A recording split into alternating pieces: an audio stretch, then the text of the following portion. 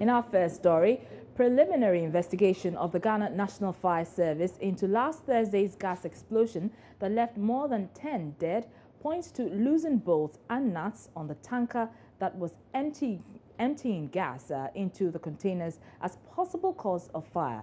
The incident is said to have happened when the machine emptying the gas into the containers on site caught fire and lighted the electric cables close to the gas station. Billy Anaglate is Deputy PRO for the fire service. With our initial assessment on the thing, what we realized, we had few factors, possible factors that might be responsible to the cause of this fire. We realized that about various bolts and nuts holding on to the holding point of the gas tanker itself, the one that has gotten there to discharge gas. At the extreme end of it, there were bolts and nuts that were holding on to it. That was the spot that exploded with the bolts and nuts located at various points. What we are doing is to determine whether those bolts and nuts got out as a result of the pressure built up within the tanker, or they got off probably because they were not properly secured. So with our preliminary investigation, these are some of the things that we've gotten to. And based on the various possible factors, we are continuing to interview those who were there before the incident, because there are a few questions that we need an answer to, and then they will be able to examine the rest and then ensure what exactly might have caused it. Was there a leakage? There are two things to gas explosion. One, there should be a leakage, and this leakage, when you have contact with an external heating system or fire, can easily lead to an explosion.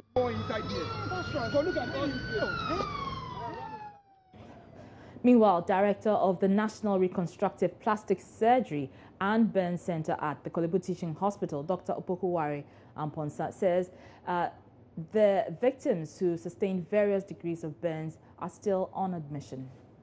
There were 6 of them, and 3 of them had very extensive burn injuries. 3 of them, in fact, 2 of them had more than about 96% burns, and then 1 of them had more than 80%, over 80%, around 80% burns. Okay, with inhalational injury, burns of the face, etc. And so those 3 injuries are so bad that the chances of survival were slim. And so those 3 have passed away. When did they pass away? One of them passed away Friday dawn. The other passed away Friday evening to Saturday morning. The other one also passed away on Saturday night. So how many are on admission now? 3 are on admission. And how many have been discharged so far? No, none of them have been discharged. There were 6, 3 have passed, 3 are still on admission. Government promised to settle their bills. Has that been done yet? They've asked us to give them an invoice. So basically what we are doing is that we are providing the service up front, and then we'll send the bill to them for settlement. Well, at the 37 military hospital, 20 victims are responding to treatment at the intensive care unit. Public Relations Officer at the hospital, Major Gariba Apabi, says government has asked them to bear the cost of treatment and submit claims for payment later. I would say they are responding positively to treatment. So if you were to be here the first day they were brought in, and then the next day and then up to now, you can see that there's been vast improvement, because our experts who were on off duties, they were military recall to come for duty, and then our other experts who were not around were all invited to come in. And then because this is hospital, we've been handling such cases, all the experts put their hand into work, and then I would say they are responding to treatment. The treatment so far has been good. I know your commandant also made some appeal earlier on in terms of support for the hospital. How are things looking like in terms of handling some of these emergencies? For now, I would say we are using hospital's resources. The government has requested that the hospital should use its resources in taking care of them and send bail. So far, this is what we are doing.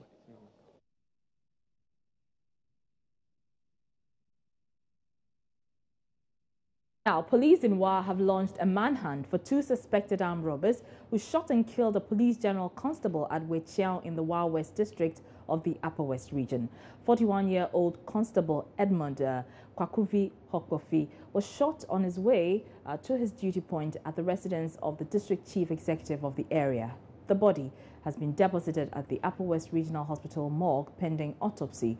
Upper West Crimes Officer of the Ghana Police Service, Superintendent Husseini Musa Anwenaba, speaking to Joy News, said the deceased met his untimely death when returning to his post after he went to town, but due to airtime credit for his when he went to town for airtime credit for his mobile phone, he came to buy airtime credit to load his mobile phone, and a friend picked him at his duty point on their way there. There they met 2 people who were riding from the opposite direction and on top speed. He thought that they may be in a problem of a sort, and he asked them what transpired. So we can listen to the police constable, the crimes officer of the Upper West Regional Police Commander now. So he was flashing them with his torchlight for them to slow down. When they were approaching each other, the 2 motorbikes entered a nearby bush, and then they left the motorbikes down. So he thought that they had an accident. So he asked his friend who was sending him to the duty to stop. So he goes there to see. As soon as he got down, then they started firing from the nearby bush. Maybe they thought he was coming to attack them or whatever. So the friend who went to the police station to inform them about what has happened, called for reinforcement to come and assist their colleague. But before they got there, they met him in the pool of blood. And the 2 motorbikes that were abandoned had been taken away. Unfortunately for them and fortunately for the police, we found a bag, a small bag containing about 400 live AK-47 ammunition. And then we searched the scene and found 15 empty shells of AK-47 ammunition. So we are thinking that maybe they went and committed a crime in the nearby country, Burkina Faso. And they were being chased, so they were entering the country. Or they were coming from the nearby country to come and commit crime in Ghana. And unfortunately for them, they met the policeman and this happened. But unfortunately, we are sad to break this news. But it wasn't even that the policeman was the aggressor. He was not aggressive on them. He was only going to assist people that he suspected they had an accident, because the way they were speeding, and when he stopped them, the distance from where he saw and where they met, he thought maybe they had an accident. So he was just going to assist them, and this incident happened. So for now, we are going to bring the body from Wechiao, and it's at the Wa Regional Hospital mortuary. We are planning to send the body to the police hospital in Accra.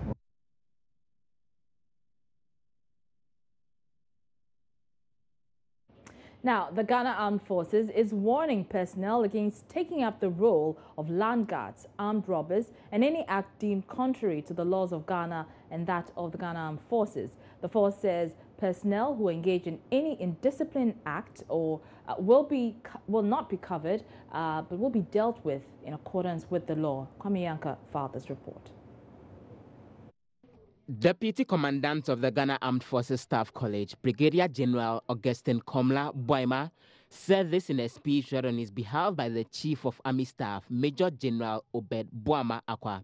He was speaking at a passing out ceremony of 283 young personnel after completing basic infantry training course at the Army Recruits Training School at Chai Hills in the Greater Accra region.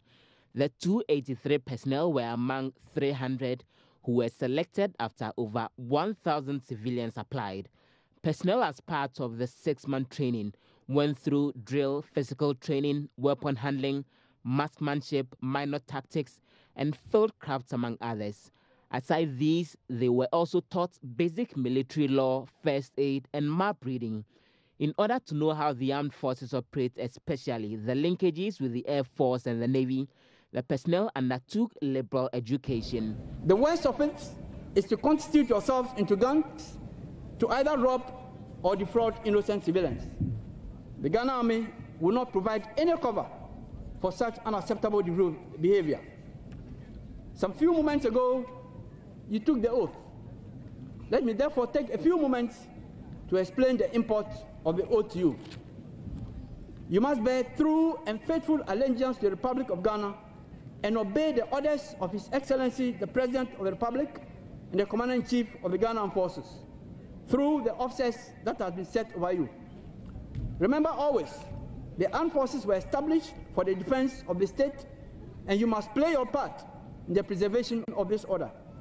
Therefore, you must distance yourselves from any action and report all actions and inactions that will lead to the detriment of this country.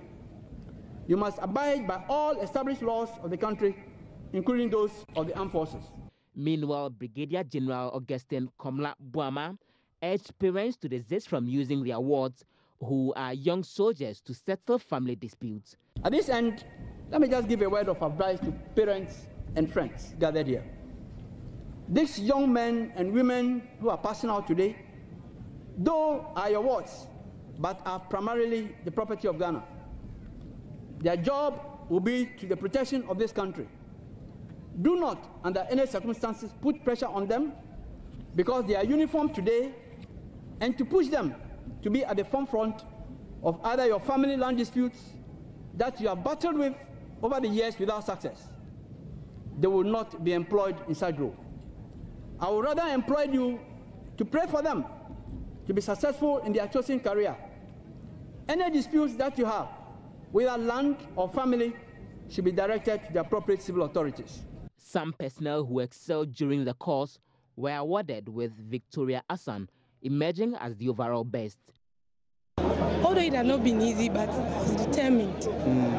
It was in me that one day I'll be a military nurse. And so taking it from here, I know God has done it all. I'm very proud of myself, first of all, managing the Royal Best student. For the 283 recruits who passed, it is by His grace. Although we were 300, but some couldn't make it due to one or two reasons. Although it's not easy out there, and join the military too, whether or not the economy is hard, you get your monthly salary. And being out there, even the civilians, they are not getting it like that. When the economy jumps, their money or their salary also jumps. But being in the military is not like that. The passing out parade was attended by commanders, commandants, other security agencies, families, and well-wishers. Kwame Yanke's report for Joy News. Now let's head up north because police in Tamale are investigating allegations that Ghana's Deputy Ambassador to Saudi Arabia, Hajia Hawawu Boya Gareba, fired gunshots to disperse members of a nearby church she accused of noise-making. According to the members of the Assemblies of God Springs of Life Ministries Church, the Deputy Ambassador fired the shots after they failed to heed her warnings to reduce the noise. The incident, which took place yesterday near her house, which is located close to the church, is, as we indicated, an investigation by the police. Shortly, we will hear from the public relations officer of the Northern Region Police Command. But first, let's listen to Pastor Yakubu Idrisu of the Assemblies of God Springs of Life Ministry, who narrates what happens. It was yesterday, 25th December, at around 10:30 there, about 10:45, when we noticed that there was a strange gas, very irritating and peppering gas in the church during when we were having praises. There are strange smells, irritating in the eyes of people. So we suspected it was something like pepper gas or tear gas. And it came so strong that everybody in the church started coughing, some getting collapsed, some getting bleeding with tears in their face and eyes and nose, and people couldn't breathe. So we asked for immediate evacuation of people. Then we said, we noticed the direction from which it came. So 3 of our church members said they want to go and find out from the neighborhood. So these people went there. About some membership of the church went to ask the neighborhood house what has happened. And according to them, they met a carpenter who was working at that site towards the end where the gas came from. Yeah, the deputy minister's house. So when these guys went there, the main gate was locked, but the carpenter was working on a newly constructed wall. So they asked him, "Oh, did you see anybody threw something into our church?" He said no, according to them and according to the carpenter. They told him, if you didn't see anybody, then you are the one who is near to us. You are going to be a first suspect if it becomes an issue. So according to them, when they were discussing this, I think tempers got rise up. And then the deputy minister came out and gave 3 warning shots.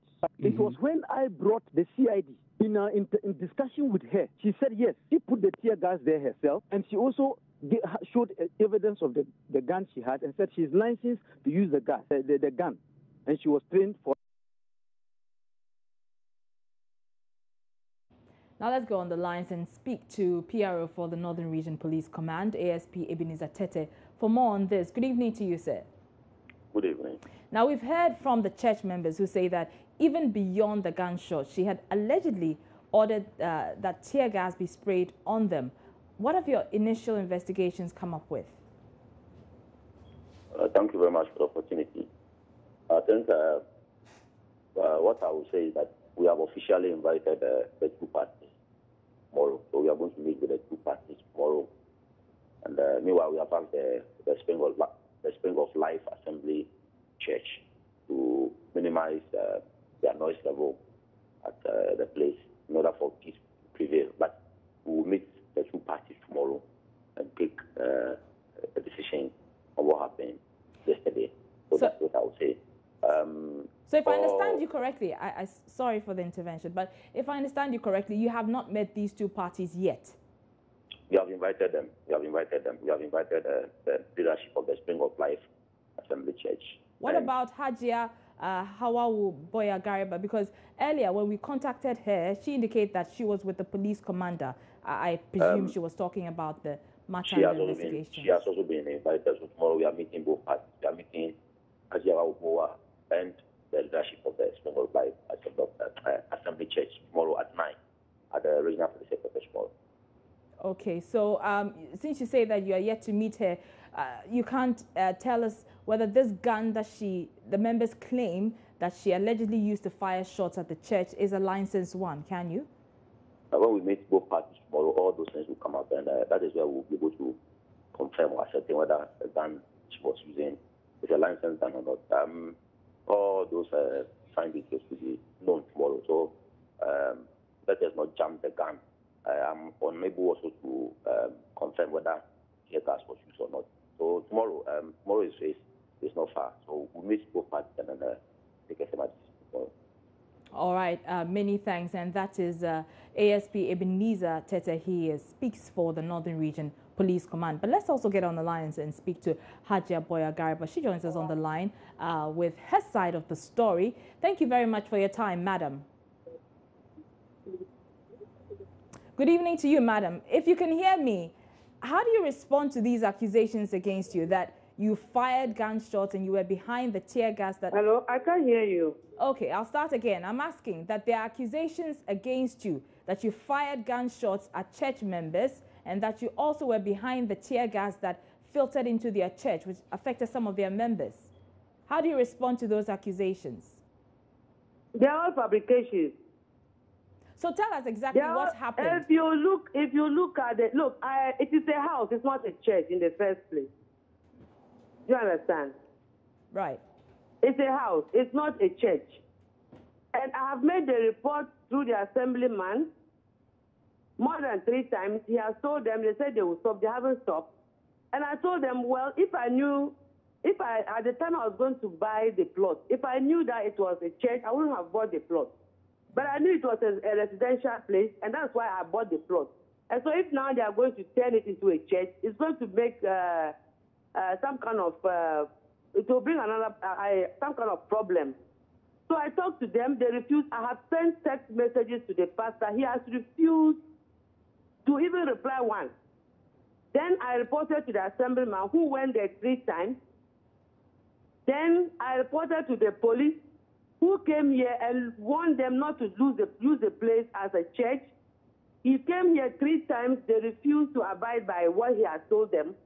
I've reported it to the chief police. Yet they've drummed day and night. And meanwhile, it is not a church. You understand? All right. What happened was that I sent someone to go and tell them that they should minimize the noise because I have an old man in the house who is not well. So they should minimize the noise. They picked up the boy and came back to the house. They came to my house. There was a carpenter working in the house. They pulled down the carpenter from the wall. And I was in the bathhouse at that time. Then when I came back, if you look at the TV, you will see that they came to my house. They came to my house. Some of them were throwing stones. They picked up the boy again. They beat a lot of my security man was beaten. And look, I have been attacked before. So I am not going to sit down for people to come to my house and attack. I never went there. I never went to that church.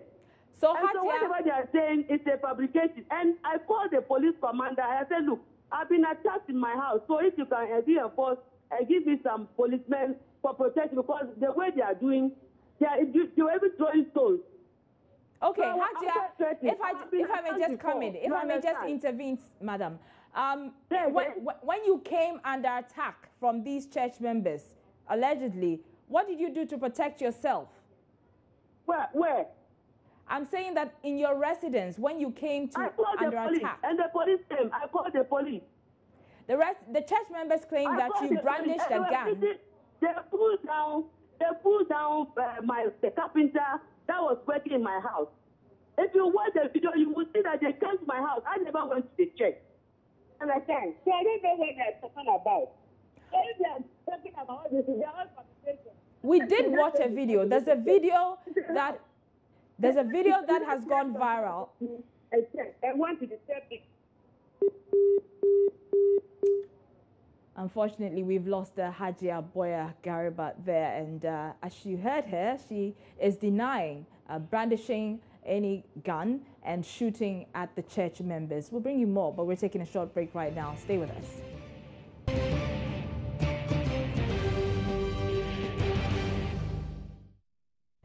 You're welcome back. Now, consultation is ongoing among NDC MPs as the search for fresh leadership for that side of the House in the next Parliament continues. The NDC has lost its majority following the December 7 elections. A number of names, including Chairman of the Finance Committee, James Kluche Aveji, and Employment Minister Haruna Idrisu, have popped up as potential candidates for the Minority Leader position. Outgoing Majority Leader Alban Bagman tells Joy News discussions are still ongoing ahead of the inauguration of the next Parliament on 7 January 2017. That I could be minority leader. You have heard that I should be secretary. I don't know. Actually, no, they have not yet come to discuss with me. Usually, it's no. We've not been meeting. These things are usually initiated by the party because we are all members of the party, and it's discussed by the leadership of the party, and the party is led by the president. And so they will discuss, taking into consideration the numbers that we have, the material that we have, and then propose for the consideration of the members of the caucus. And so when you hear people rumoring, and as Achampon said, for rumor is not a problem, it's the mongering. That's the problem. And so the way they are mongering it, that's what is causing the problem. They can rumor, but they shouldn't monger. I think that I've also heard these names that you are mentioning, Honorable James Aveji, Emmanuel Bejra. I've also heard Honorable Haruna Idrisu. I've also heard Honorable Mama Yarga. No, I've heard those names being peddled here and there, but we've actually not met to discuss. By yourself, will you be interested? Where will you want to be? I'm prepared to serve. I'm prepared to serve Mother Ghana in any position. Any position. Deputy Speaker. Any position. How do you believe if you are... Now, they're the second most powerful men when it comes to their political parties, the National Democratic Congress and the New Patriotic Party, and they've never seen eye to eye when it comes to issues regarding the country's economy. Well, during the campaign for the December 7 polls, they challenged each other to prove to Ghanaians who best understands economic issues in the country. I'm talking of no other persons than the outgoing and incoming Vice Presidents, Kwesi Amissah-Arthur and Dr. Mahamudu Bawumia. My colleague Ifwa Evans-Chinnery caught them in a rather unusual posture yesterday. There's more in this report. It's 20 days since the December polls. Many would imagine that with the election results favoring the NPP, politicians belonging to the two big parties would be at loggerheads with each other, with one group reveling in victory and another dejected in defeat. But life must go on, and with gas explosion, many are reminded that life is short and the need to stay cordial. So it was that two people who had wars of words over the economy we captured on camera showing love and concern for the victims of the gas explosion at the 37 Military Hospital. That was the case for Vice President Kwesi Amissah-Arthur and Vice President-elect Dr. Mahamudu Bawumia, who exchanged pleasantries during a chance meeting at the ICU unit of the 37 Military Hospital when President-elect Nana Akufo-Addo visited the victims. The posture may surprise many, but in their chat, which one could not overhear, could it be that Vice President Amissah-Arthur is now ready to answer all 170 questions on the economy challenge posed him by Dr. Mahamudu Bawumia? Or as Dr. Mahamudu Bawumia comes into office, he wouldn't be needing the answers from Mr. Amissah-Arthur and has left him off the hook? For answers, only time will tell. For Joy News, my name is Ifwa Evans-Chinnery. Only time will tell indeed. And speaking about the economy, coming up next is business. Stay tuned.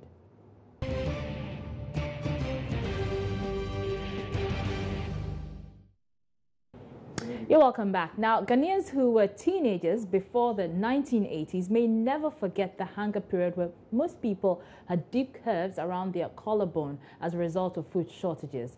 This, popularly called the Rawlings chain, became associated with former President Flight Lieutenant Rawlings' governance.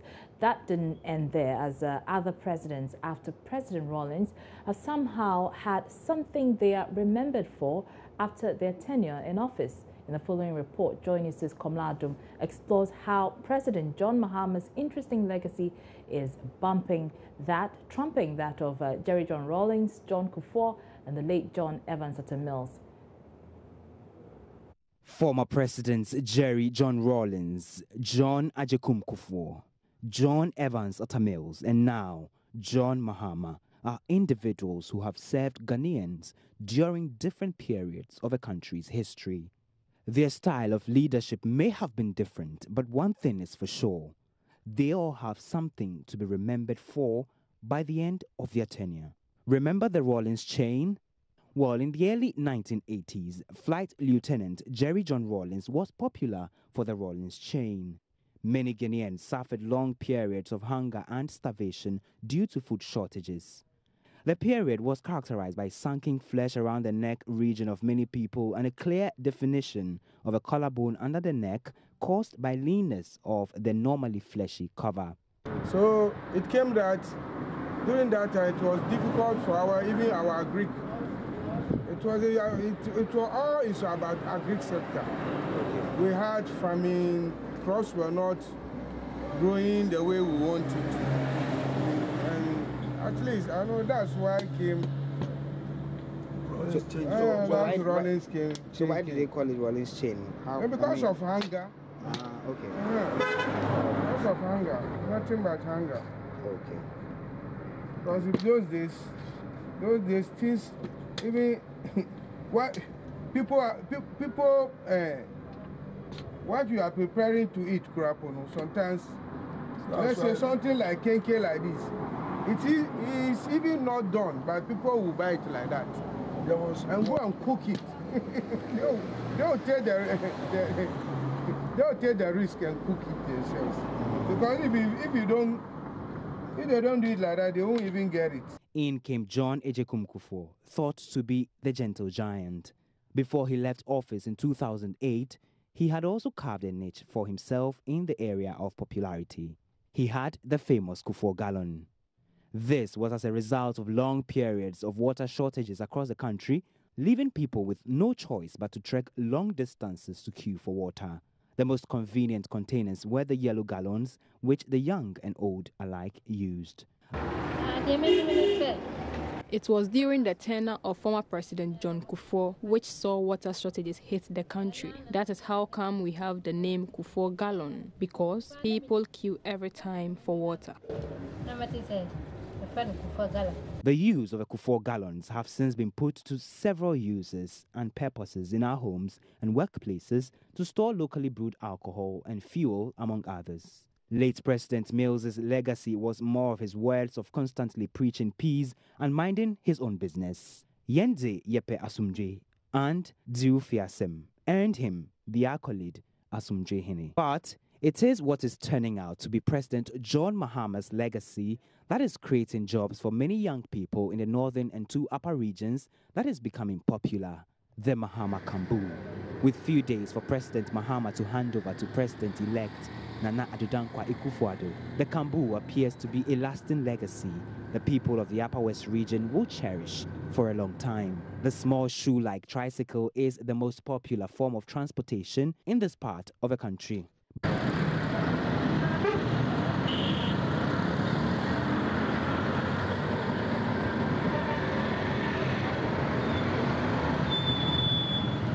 But how did it become known as the Mahama Kambu? We find out from some owners and users of a Kambu in the Upper West Regional Capital. Mahama Kambu.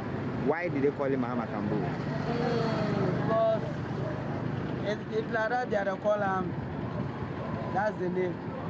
So if Mahama that bring when Mahama bring I enter this time, so they are put us from Mahama Kambu. And the first time they are call him Moto. But do we know how the name Mahama Kambu came about? Yeah, it was because the president came here once and then he tried one himself. Okay. And they just used it to make it, because of that, they used it as a basis to give the name Mahama Kambu.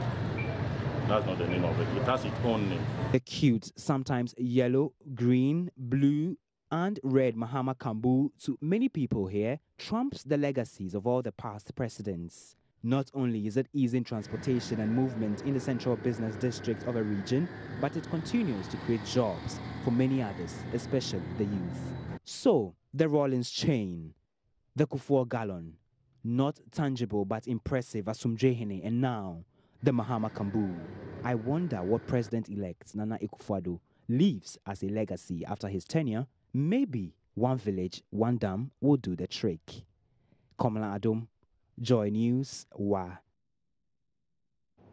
I suppose we'll get that answer in about 4 or 8 years. But we're taking a short break.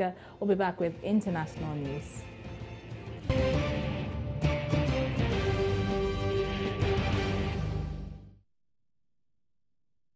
Now, several holidaymakers throng to beaches to have fun and relax. Today is no exception as the day marks Boxing Day. Joy News says Justice Bedu spent the day at the La Pleasure Beach here in Accra and has come through with this report.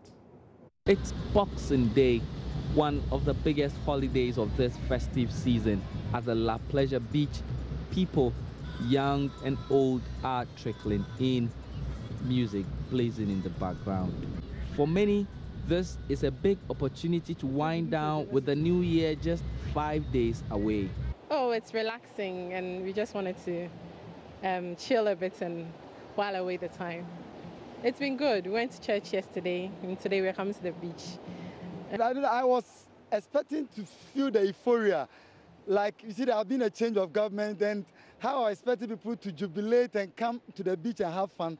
But I can see few people around and it has been a challenging year and we are hoping that things will change. The Christmas has got to do with a lot of things, you know.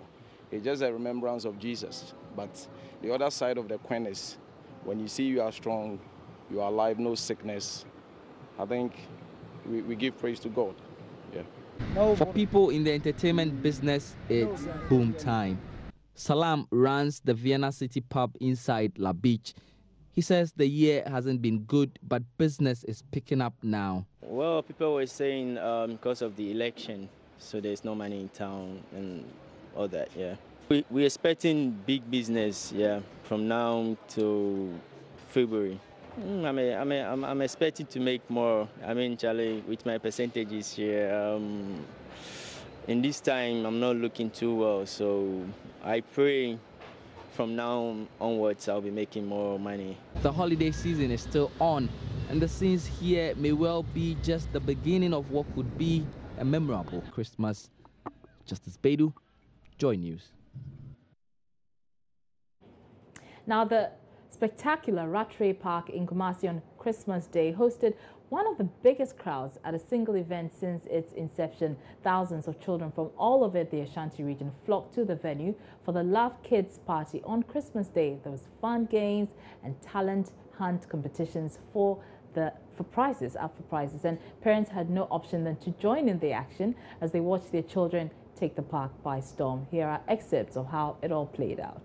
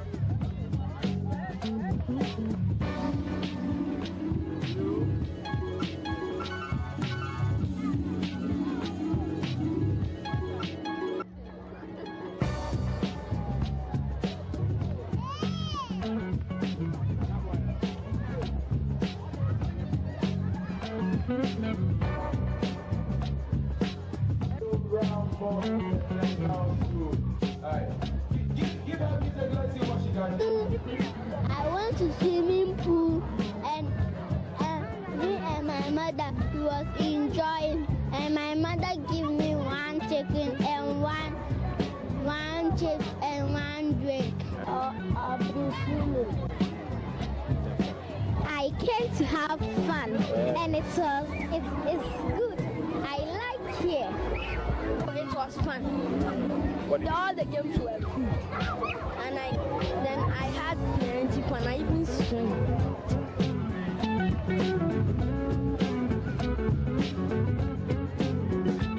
Everything is good. I thought there were going to be a few parents, but the crowd, it's overwhelming. I mean, and those who didn't come have really missed. We're having a nice time here. The kids are having fun. And I've learned a lot of things, how parents handle their kids in public and all that. And I've learned a lot of things here, and I'm looking forward to more of it next year. Charlie, it was fantastic. Very, very, very nice. Seriously, it was very, very nice.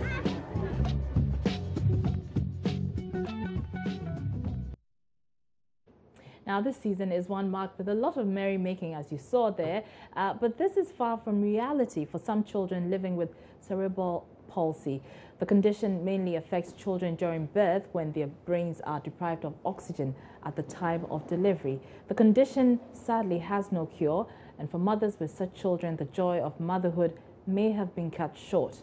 Joy News' Faustina Safo spent time with some children with cerebral palsy and their parents at an event organized by the Yao Owusu-Ansah Foundation that focuses on disability.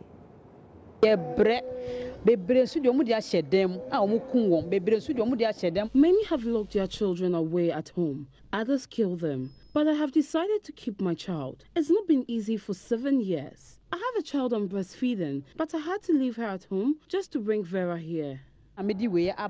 Lamentations of Veronica Afotoke, a mother agonized by the cerebral palsy condition suffered by her 7-year-old daughter.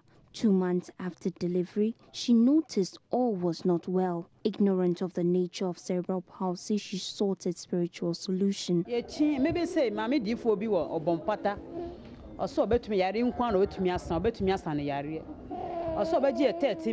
I've been everywhere seeking solution. Once I met a lady who promised to cure my daughter.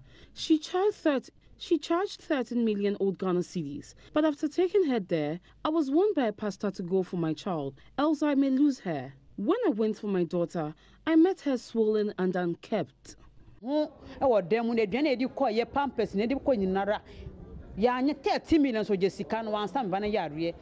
to her daughter's condition, she's unable to work. The stigma associated with the condition makes it difficult for her to move around with her child. Look at me. In this situation, how can I work? I can't even carry her on my back to the market because people will not purchase my goods. When I board a bus, people treat me with disdain. Touched by the cry of Veronica and other mothers with children living with cerebral palsy, YOA Foundation put together a special party to celebrate the mothers this festive season. Speaking at the function, Reverend Nyao Wunsuansa called on government to invest in the empowerment of persons with intellectual disabilities. They are not animals. They are not rivers, sons, or daughters. And so, therefore, I will advise every mother that by not your default, it has happened. So we just have to take care of the child. If we continue, I believe that the government too will come with a system which we will be able to take care of them by empowering the mothers, empowering the fathers. And many a times, it is not the women that leave, but it's the fathers especially that leave the children. Now, imagine this scenario. If you have Bukom Banku, Ekoa Donko, Shatawale, Asamoah Jan, Sarkodie, Ms. Bell, among others, on the same platform, you can imagine what that means. Well, patrons and lovers of theatre in Kumasi were treated to an exciting play on Christmas Eve, the much-anticipated stage play titled Only in Africa. Here are excerpts. Have you taken bribe before? You mean as president? No, as you, as opener, have you taken a bribe before? As a human being? No. As you, opener, all elections, have you taken a bribe before? Well, you see, as a human being, you encounter bribes in all aspects of your life. But it is up to you to make sure that you strategize and make sure that, did you take the bribe? No. Ever kick this ball first into the post? Wait. Okay. Remember, this will take you to Manchester United or Chelsea or Tottenham Hotspur. Hold your breath. Play the whistle. Right.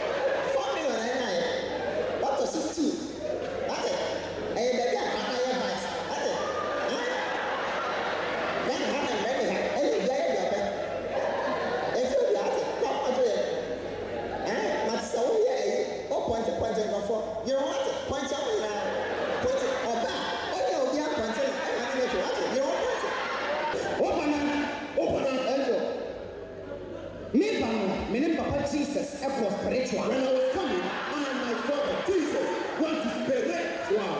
Now, yet to set pay for me, like selfie. You never your cost so we went very high.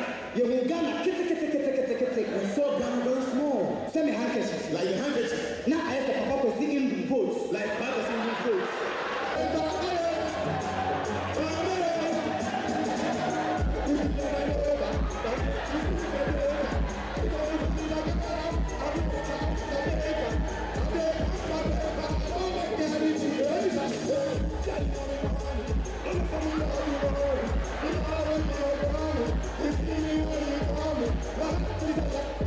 I knew one or two characters within the cast, and then I was expecting nothing less than a great show. And I think, I mean, all in all, it's been a great one, combining the comedy with the African belief and culture, and then even our political arena and all that. And I think that generally it's been good. The change is about ourselves. It is up to us to change our mindsets and our attitudes. It's not about what they are coming to tell us, because I realize that most of them are all the same, I mean the political parties. So in order to change all those ills that we realized in what they portray there, it is about us changing our mindsets and our attitudes. We are very passionate about Africa. We see some of the things that go on, and I think that it's time for us to be awakened. So instead of just coming, putting a message together to speak to the people, we decided to put it in a drama.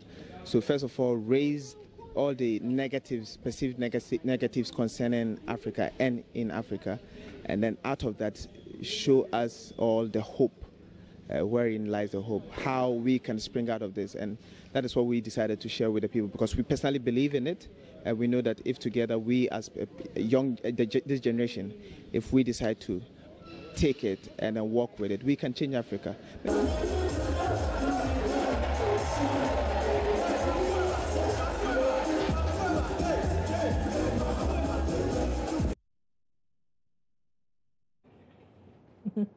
And we'll bring you more entertainment news after this short break. Don't go away.